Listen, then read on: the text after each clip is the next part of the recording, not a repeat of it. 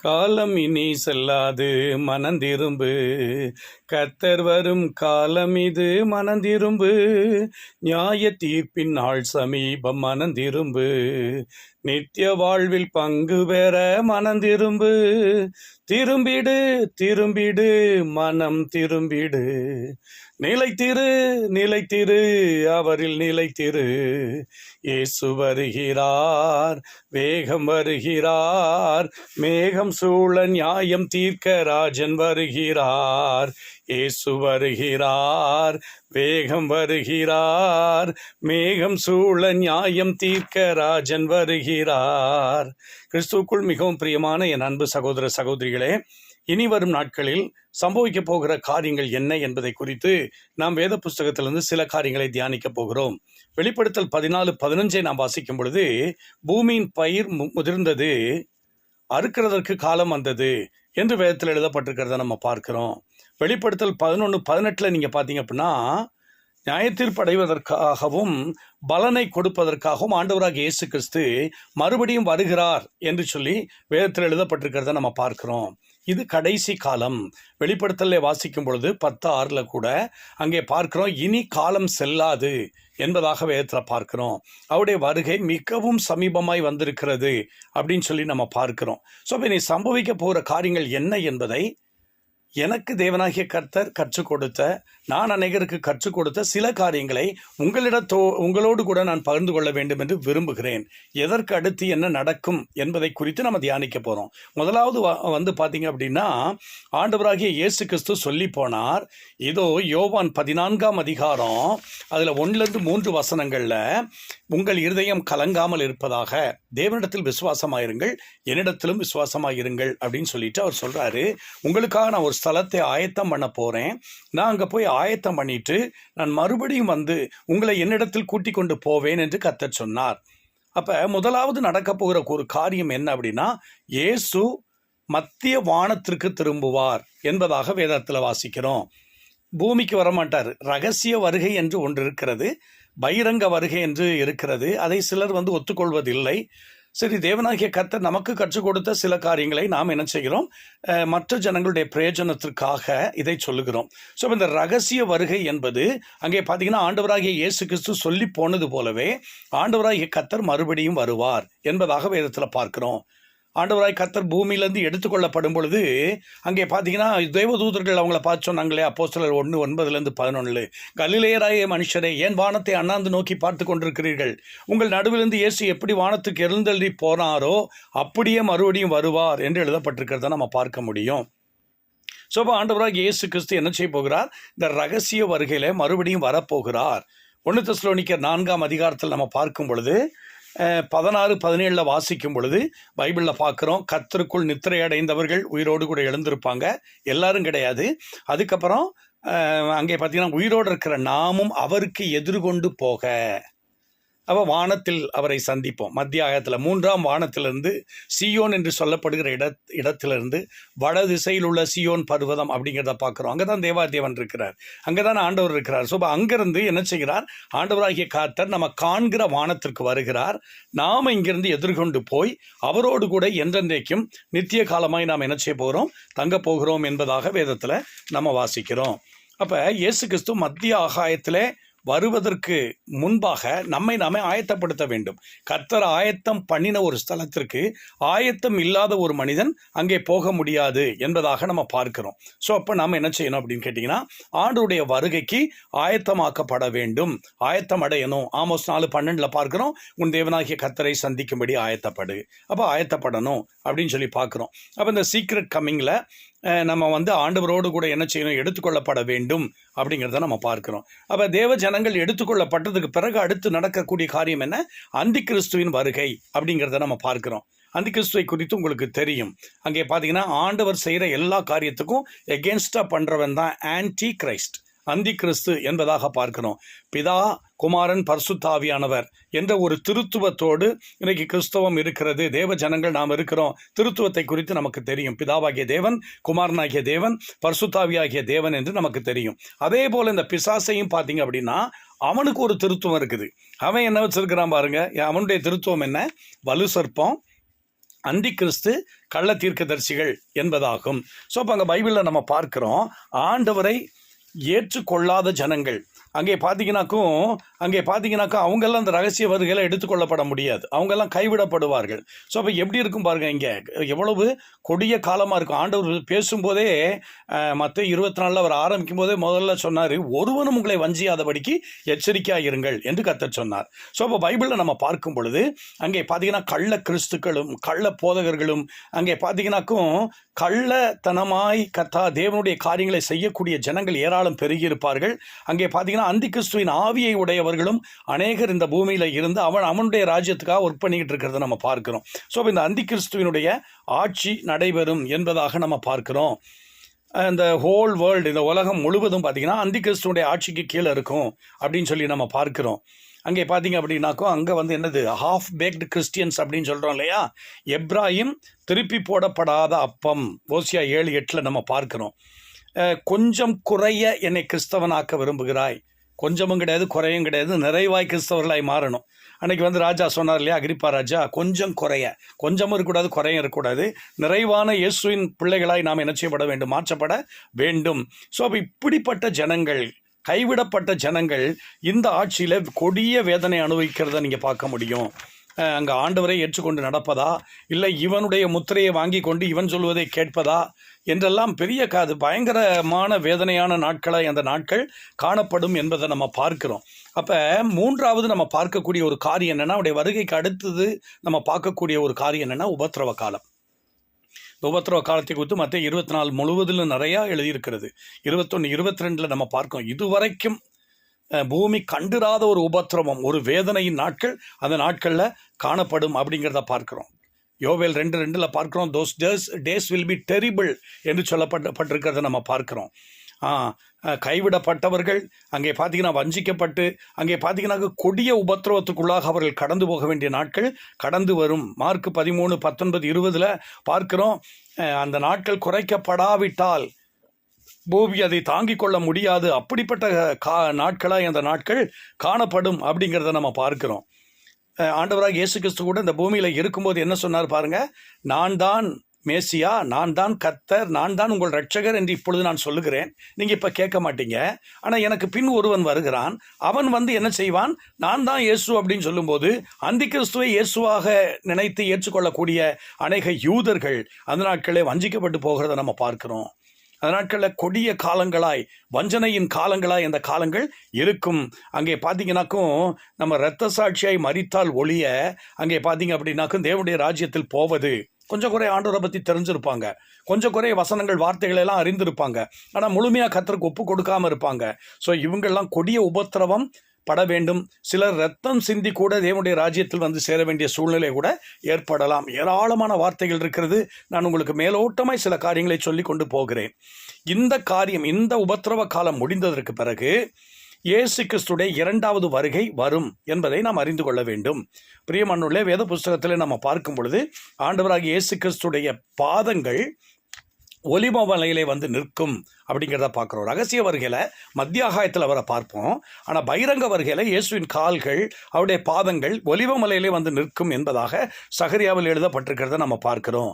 இயேசு கிறிஸ்துடைய முதல் வருகைக்கு, அவர் பாலகனாக இரட்சகராக பிறந்த பொழுது முதல் வருகைக்கு அடையாளம் நட்சத்திரம், 2ஆம் வருகைக்கு அடையாளம் மின்னல் அப்படின்னு சொல்லி பார்க்கிறோம். மின்னல் கிழக்கில் தோன்றி மேற்கில் மறையிறது மாதிரி கிறிஸ்துவனுடைய வருகை வந்துவிடும் என்பதாக நம்ம பார்க்கிறோம். அந்த நேரத்தில் மனம் திரும்ப வேண்டும் என்றால் it will be too late. அது ரொம்ப லேட்டாக இருக்கும். ஆண்டவராய் கர்த்தர் கூட 2 பேதுரு 3:10 சொன்னார். என்ன சொன்னார்? திருடனை போல நான் வருவேன் அப்படின்னு சொல்லி சொன்னார் இல்லையா? திருடன் வர்றது நமக்கு தெரியுமா? தெரியாது. அப்போ பார்த்தீங்கன்னா திருடனை போல நான் வருவேன் என்று அவர் சொன்னார். வெளிப்படுத்தல் 22:12 பார்க்கிறோம். எப்போ வருவார்? சீக்கிரமாய் நான் வருவேன் என்று சொல்லி கர்த்தர் என்ன செய்திருக்கிறார்? வாக்கு கொடுத்திருக்கிறார். ஸோ இப்போ பைபிளில் பார்க்கிறோம், அவன் பகிரங்க வருகையில் பார்த்தீங்கன்னா அவரை குத்தினோரும் அவரை கண்டு என்ன செய்வார்கள்? புலம்புவார்கள் என்று எழுதப்பட்டிருக்கிறத நம்ம பார்க்கிறோம். ஸோ அப்போ அந்த தேவதூதர்கள் சொன்னது போல, கலிலேயராய மனுஷரே ஏன் வானத்தை அண்ணாந்து நோக்கி பார்க்கிறீர்கள்? ஆண்டவராகிய இயேசு கிறிஸ்து எப்படி எழுந்தருளி போனாரோ அப்படியே மறுபடியும் வருவார். அப்போஸ்தலர் 1:11, சகரியா 14:4 இதிலெல்லாம் எழுதப்பட்டிருக்கிறத நம்ம பார்க்கிறோம். அப்போ வேத புஸ்தகத்தில் பார்க்கும் பொழுது இந்த பகிரங்க வருகையில் சகரியா 14:4 படி அவருடைய பாதங்கள் ஒலிவ மலையிலே வந்து நிற்கும் என்பதாக நம்ம பார்க்கிறோம். அப்போ வேத புஸ்தகத்தில் நம்ம பார்க்கிறோம், இந்த பகிரங்க வருகையிலே வரும்பொழுது ஆண்டவராகிய கர்த்தர் எல்லா செயின்ஸோடும் அவர் என்ன செய்வார். சீக்ரெட் கம்மிங்கில் பார்த்தீங்க அப்படின்னா 1 தெசலோனிக்கர் 4:14 பார்த்தீங்கன்னா செலக்டட் செயின்ஸோட வருவார் ரகசிய வருகையில். ஆனால் செகண்ட் கம்மிங்கில் தம்முடைய எல்லா பரிசுத்தவான்களோடும் கூட வருவார் என்று சகரியா 14:5 எழுதப்பட்டிருக்கிறத நம்ம பார்க்கிறோம். ஸோ இப்போ வந்து இது வந்து அங்கே பார்த்தீங்கன்னா பகிரங்க வருகை அப்படிங்கிறத நம்ம பார்க்கிறோம். ஸோ இப்போ நாம் இந்த கடைசி காலத்தில் இருக்கிற நாம் அந்த ரகசிய வரிகளை எடுத்துக்கொள்ளப்படுவதற்கு நம்மை நாம் என்ன செய்ய வேண்டும், ஆயத்தப்படுத்தி கொள்ள வேண்டும் அப்படிங்கிறத பார்க்கிறோம். அங்கே வேத புஸ்தகத்தில் நாம் பார்க்கும் பொழுது இந்த ரகசிய வருகை அப்புறம் வந்து பார்த்தீங்க அப்படின்னாக்கோ, இந்த பகிரங்க வருகைக்கு அப்புறம் பார்த்தீங்க அப்படின்னாக்கோ பெரிய ஒரு யுத்தம் நடைபெறும் அப்படிங்கிறத நம்ம பார்க்குறோம். இதை குறித்தெல்லாம் நீங்கள் பைபிளில் நிறையா படிச்சிருப்பீங்க இல்லையா? அங்கே பார்த்தீங்கன்னா வெளிப்படுத்தல் 16 வசனங்களை வாசிக்கும் பொழுது மெகிதோ என்னும் ஒரு பள்ளத்தாக்கு அப்படிங்கிறத நம்ம பார்க்குறோம். கிறிஸ்துவுக்கும் அந்தி கிறிஸ்துவுக்கும் அங்கே பார்த்தீங்கன்னா பெரிய யுத்தம் நடக்கும். தானியேல் 11:4-5 கூட நம்ம பார்க்குறோம். அங்கே பார்த்தீங்கன்னா இந்த மகா பயங்கரமான யுத்தம் நடைபெறும். சகரியா 14:1-5 கூட நம்ம இந்த காரியங்களை குறித்து நம்ம வேத புஸ்தகத்தில் நம்ம பார்க்கிறோம். அப்போ இந்த யுத்தத்தில் இந்த மெகிதோன்ற பள்ளத்தாக்கில் அர்மகதோன் யுத்தம் அப்படின்னு சொல்கிறோம் இல்லையா, இந்த மெகிதோன்ற பள்ளத்தாக்கில் தான் இந்த அர்மகதோன் யுத்தம் நடைபெறும் என்பதை நாம் என்ன செய்ய வேண்டும், அறிந்து கொள்ள வேண்டும். இந்த யுத்தத்தில் அங்கே பார்த்தீங்கன்னா வெண்குதிரையின் மேல் ஏறி வருகிற கிறிஸ்து என்ன செய்வார், அந்தி கிறிஸ்துவுக்கும் அவன் சேனைக்கும் எதிராக அவர் என்ன செய்வார், வெற்றி கொடி ஏற்றுவார். யெகோவா நிசியாய் வெற்றி சிறந்து அங்கே பார்த்தீங்க அப்படின்னாக்கும் அவர் என்ன செய்வார், சத்துருவை ஜெயிப்பார் என்பதாக நம்ம பார்க்கிறோம். அதற்கு பிறகு நம்ம பார்க்கிறோம், 5வதாக நம்ம பார்க்கக்கூடிய காரியம் என்ன அப்படின்னா 1000 வருடம் அரசாட்சி நடைபெறும் என்பதாக வேதத்தில் எழுதப்பட்டிருக்கிறத நம்ம பார்க்கிறோம்.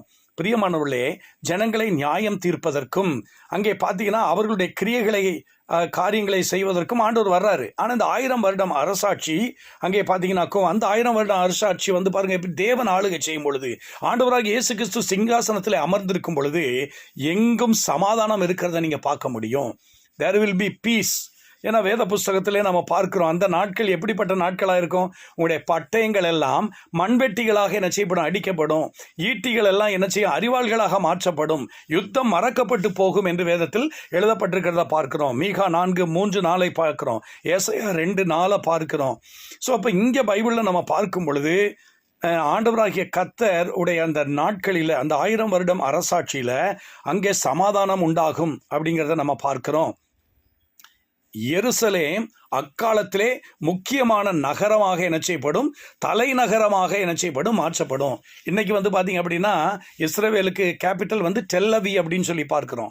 இந்த டெல்லவி மாறிட்டு என்ன செய்யும், எருசலேம் அங்கே பார்த்தீங்கன்னாக்கும் என்னாகும், ஜெருசலேம் அது வந்து கேபிட்டல், இஸ்ரேலுடைய கேபிட்டலாக மாறும் என்பதாக பார்க்கிறோம். அதற்கப்புறம் இந்த 1000 வருஷம் அரசாட்சிக்கு பிறகு அங்கே நீங்கள் பார்த்தீங்க அப்படின்னாக்கும் நீங்கள் ஒன்றை புரிந்து கொள்ள வேண்டும், நியாய தீர்ப்பு நடைபெறும். நியாய தீர்ப்பின் போது ஆண்டவராகிய இயேசு கிறிஸ்து நமக்காய் தம்முடைய இரத்தத்தை சிந்தி இருக்கிறார். இந்த 1000 வருஷம் அரசாட்சி நியாய தீர்ப்பு அங்கே பார்க்கும். இந்த நியாய தீர்ப்பில் ஆண்டவராகிய கர்த்தர் சிங்காசனத்தில் அமர்ந்து ஜனங்களை நியாயம் தீர்ப்பார் என்பதாக நம்ம பார்க்கிறோம். ஆமாம், பிசாசும் பாருங்கள் கொஞ்ச காலம் அவன் கட்டவிழ்த்து விடப்படுவான் என்று வெளிப்படுத்தல் 20:3 பார்க்குறோம்.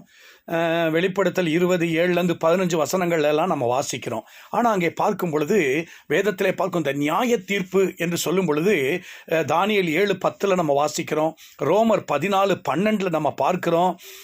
இன்னும் வந்து பார்த்தீங்கன்னா வெளிப்படுத்தலின் இறுதி பாகங்களை எல்லாம் நம்ம படிக்கும் பொழுது அங்கே பாருங்கள், ஆயிரமான ஜனங்கள் கர்த்தருடைய சிங்காசனத்திற்கு முன்பாக நிற்க வேண்டிய நாட்கள் வரும் என்பதாக வேதத்தில் எழுதப்பட்டிருக்கிறத நம்ம பார்க்கிறோம். இதுவரைக்கும் கண்டிராத பெரிய ஜன கூட்டம், ஜனத்திரள், வெளிப்படுத்தல் 20:7-15 படிக்கும்போது பெரிய ஒரு ஜனத்திரள் தேவனுக்கு முன்பாக நிற்கிறத நம்ம பார்க்கிறோம். நியாய தீர்ப்பிலும் வந்து பார்த்தீங்கன்னா நீதிமான்களுக்கென்று ஒரு நியாய தீர்ப்பு உண்டு, வெள்ளை சிங்காசன நியாய தீர்ப்பு என்று ஒன்று உண்டு. நாம் மனுஷர் செய்த ஒவ்வொரு கிரியைகளுக்கும் தக்கதாக பைபிளில் பார்த்தீங்க அப்படின்னா புஸ்தகங்கள் திறக்கப்பட்டது. தானியேலில் பார்க்குறோம், புக்ஸ் வேர் ஓப்பன்டு, புஸ்தகங்கள் திறக்கப்பட்டது அப்படின்னு சொல்லி பார்க்கிறோம். நியாய தீர்ப்பை பண்ணக்கூடிய அதிகாரம் முழுவதையும் ஆண்டவராகிய இயேசு கிறிஸ்துடைய கையிலே பிதாவாகிய தேவன் கொடுத்திருக்கிறார். மனுஷர் செய்த நன்மை தீமையான காரியங்கள், சரீரத்தில் செய்த நன்மை தீமையான காரியங்கள், சகோதரன் மேலே தேவையில்லாமல் கோபப்பட்ட காரியங்கள், பேசின வீண் வார்த்தைகளை குறித்ததான காரியங்கள், ஆண்டவருடைய அற்புதங்களையும் அடையாளங்களையும் கண்டு மனம் திரும்பாமல் போனவர்கள், அங்கே பார்த்தீங்கன்னா கர்த்தருடைய வார்த்தை பிரசங்கிக்கப்பட்டும் தேவனுடைய வார்த்தைக்கு செவி கொடுக்காமல் போன ஜனங்கள், இவர்களுக்கெல்லாம் என்ன செய்யப்படும்? நியாய தீர்ப்பு உண்டாகும் என்பதாக வேத புஸ்தகத்திலே பார்க்கிறோம். அவருடைய செய்கைக்கு தக்க பலன் கொடுக்கப்படும். தானியேல் 12:1-2 பார்க்கிறோம். புஸ்தகத்தில் எழுதப்பட்டவர்களாய், அந்த ஜீவ புஸ்தகத்தில், ஆட்டுக்குட்டியானுடைய அந்த ஜீவ புஸ்தகத்தில் யார் யாருடைய பேர் எழுதப்படுகிறதோ, the names written in the lamb's book of life, ஆட்டுக்குட்டியானுடைய ஜீவ புஸ்தகத்தில் யார் யாருடைய பெயர் எழுதப்பட்டிருக்கிறதோ அவர்களெல்லாம் விடுவிக்கப்பட்டு தேவராஜ்யத்திலே சேருவார்கள். ஆனால் ஆண்டவருடைய ஜீவ புஸ்தகத்தில் பேர் எழுதப்படாதவர்கள் எல்லாம் நரகத்தில் தள்ளப்படுவார்கள் என்பதாக நம்ம பார்க்கிறோம். இதற்கு பின்பாக, ஏனென்றால் சிலர் சொல்வார்கள் மோட்சம் மாத்திரம்தான் இருக்கிறது, நரகம் இல்லை என்று. பைபிளில் பார்க்குறோம், சங்கீதத்திலே எழுதப்பட்டிருக்கிறது. அங்கே பாருங்களேன், தேவனை மறக்கிற ஜாதிகள், துன்மார்க்கர் நரகத்திலே தள்ளப்படுவார்கள் என்று சொல்லி. எனவே மோட்சத்துக்கு போவதற்கு ஒரே வழி ஆண்டவராகிய இயேசு கிறிஸ்து என்பதை பார்க்கிறோம். இதற்கு பின்பாக 7ஆவதாக நம்ம பார்க்கிற ஒரு காரியம், வேதம் சொல்லுகிறது, புதிய வானமும் புதிய பூமியை கர்த்தர் உண்டாக்குவார். 2 பேதுரு 3:10-13 வசனங்களை பார்க்கும் பொழுது இப்போ இருக்கிற வானம் பூமி எல்லாம் நெருப்புக்கு இரையாக்கப்படும் என்பதாக நம்ம பார்க்கிறோம். ஆமாம், சோதோம் கொமோரா பட்டணங்கள் எரிந்து சாம்பலாக்கப்பட்டது போல அங்கே பார்க்கும். அடுத்து வெள்ளத்தினால் கர்த்தர் அழித்தார். ஆனால் கடைசியாக பார்க்கும் 2 பேதுருல பார்க்கும் பொழுது அங்கே பாருங்கள், வானங்களெல்லாம் வெந்து போய்விடும், பூமியெல்லாம் உருகி போய்விடும். அப்போ நீங்கள் எப்படிப்பட்ட ஒரு பரிசுத்த நடக்கை உடையவர்களாய் நீங்கள் இருக்க வேண்டும் என்று வேதத்தில் எழுதப்பட்டிருக்கிறத நம்ம பார்க்கிறோம். அப்போ புதிய வானமும் புதிய பூமியும் உண்டாகும். அதுக்கப்புறம் நித்திய காலமாய் பிதாவாகிய தேவன் சிங்காசனத்தில் அமர்ந்திருப்பார். இயேசு கிறிஸ்துவும் கூட பிதாவாகிய தேவனுக்கு தன்னை கீழ்ப்படுத்தி அவரும் பிதாவுக்கு கீழ்ப்பட்டவராய் இருப்பார். ஆனால் நம்முடைய மூத்த அண்ணனாக அவர் இருப்பார். அங்கே பார்க்கிறோம், அந்த புதிய வானம், புதிய வானத்திலும் கர்த்தருடைய ஆட்சி நடைபெறும், புதிய பூமியிலும் ஆட்சி நடைபெறும். யார் அங்கே இருப்பா, யார் இங்கே இருப்பா, அதெல்லாம் தெரியாது. ஆனால் அங்கே பார்க்கிறோம், அதெல்லாம் இனி வரும் நாட்களில் நமக்கு வெளிப்படுத்தப்படும். எனவே வேதம் லூக்கா 21:33 நீங்கள் படிச்சீங்க அப்படின்னு சொன்னால் அங்கே பார்த்தீங்கன்னா இந்த வருகையானது அது ஒரு கண்ணியை போல வரும். ஒரு முயலை பிடிக்க, ஒரு குருவியை பிடிக்க எப்படி ஒரு கண்ணி வைக்கப்படுது, அதை போல ஒரு ட்ராப் மாதிரி இருக்கும் ஆண்டவருடைய வருகை. ஸோ மனுஷகுமாரனுக்கு முன்பாக நிற்க நீங்கள் பாத்திரவான்களாய் எண்ணப்படும்படிக்கு நீங்கள் விழித்திருந்து ஜெபம் பண்ணுங்கள் என்று வேதத்தில் எழுதப்பட்டிருக்கிறது. கிறிஸ்துவுக்குள் மிகவும் பிரியமானவர்களே, வானமும் பூமியும் ஒளிந்து போகலாம், ஆண்டவருடைய வாயிலிருந்து புறப்பட்ட ஒரு வார்த்தைகள் கூட அழிந்து போவதில்லை. வானத்தையும் பூமியை அவர் தான் உண்டாக்கினார், அது கூட அழிஞ்சு போயிடலாம், ஆனால் அவருடைய வார்த்தைகள் அழிந்து போவதில்லை. எனவே வேதத்தில் எழுதப்பட்ட வார்த்தைகளின்படியே சகலம் நடந்தேறும். எனவே கர்த்தருடைய நாள் வரும் பொழுது 1 தெசலோனிக்கர் 5:23 படி நாம் ஆவியிலும் ஆத்துமாவிலும் சரீரத்திலும் கரையற்றவர்களும் பிழையற்றவர்களும் பரிசுத்தமுள்ளவர்களாக இருக்கும்படிக்கு தேவன் நமக்கு அனுக்கிரகம் செய்யும்படிக்கு அவரை நோக்கி ஒரு சின்ன பிரார்த்தனை ஏறெடுப்போமா? பரலோகத்தின் தகப்பனே, நன்றியோடு கூட துதிக்கிறோம். இந்த நாளிலே உடைய வருகையை குறித்து நாங்கள் தியானித்திருக்கிறோம்ப்பா. இந்த வருகைக்கு நாங்கள் ஆயத்தப்பட வேண்டும் என்று நாங்கள் அறிந்திருக்கிறோம். நானும் கிறிஸ்துவின் வருகையும் இந்த வருகைக்கு கர்த்தாவே நாங்கள் ஆயத்தப்பட எங்களுக்கு கிருபை தருவீராக, எங்களை பரிசுத்தப்படுத்துவீராக, உம்முடைய வழிகளிலே நாங்கள் நடக்க எங்களுக்கு உதவி செய்வீராக. ஆயத்தம் இல்லாமல் யாராவது என் வார்த்தைகளை கேட்டுக்கொண்டிருந்தால் இயேசுவின் இரத்தத்தினால் கழுவப்பட்டு உம்முடைய பிள்ளைகளாய் மாற்றப்பட்டு உம்முடைய பைபிளை படித்து வசனத்தை படித்து உம்முடைய வார்த்தையின்படியே அவர்கள் நடந்து தேவனுடைய ராஜ்யத்தை வந்தடைய தேவன் கிருபை செய்யும்படிக்கு ஜெபிக்கிறோம். உம்முடைய கரத்தில் அர்ப்பணிக்கிறோம். நீங்க பொறுப்படுங்க, ஆசீர்வதிங்க. ஒருவர் கூட கைவிடப்படாதபடிக்கு அத்தனை பேரும் தேவன் ராஜ்யம் வந்து சேர கர்த்தர் உதவி செய்யுங்க. கனம் துதி மகிமையெல்லாம் உமக்கே இயேசு கிறிஸ்துவின் நாமத்தில் ஜெபித்திருக்கிறோம் நல்ல பிதாவே. ஆமேன், ஆமேன். பிரியமானவர்களே, நானும் இயேசுவின் வருகையும் என்ற தலைப்பில் சில காரியங்களை என்ன நாளில் தியானித்தோம். இந்த வார்த்தைகள் உங்களுக்கு ஆசீர்வாதமாக இருந்திருக்கும். தொடர்ந்து கர்த்தருடைய வருகைக்கு நீங்கள் ஆயத்தமாகுங்கள். உங்களை நீங்கள் ஆயத்தப்படுத்துங்கள். உங்களை சுற்றி இருக்க ஜனங்களை ஆயத்தப்படுத்துங்கள். God bless you all.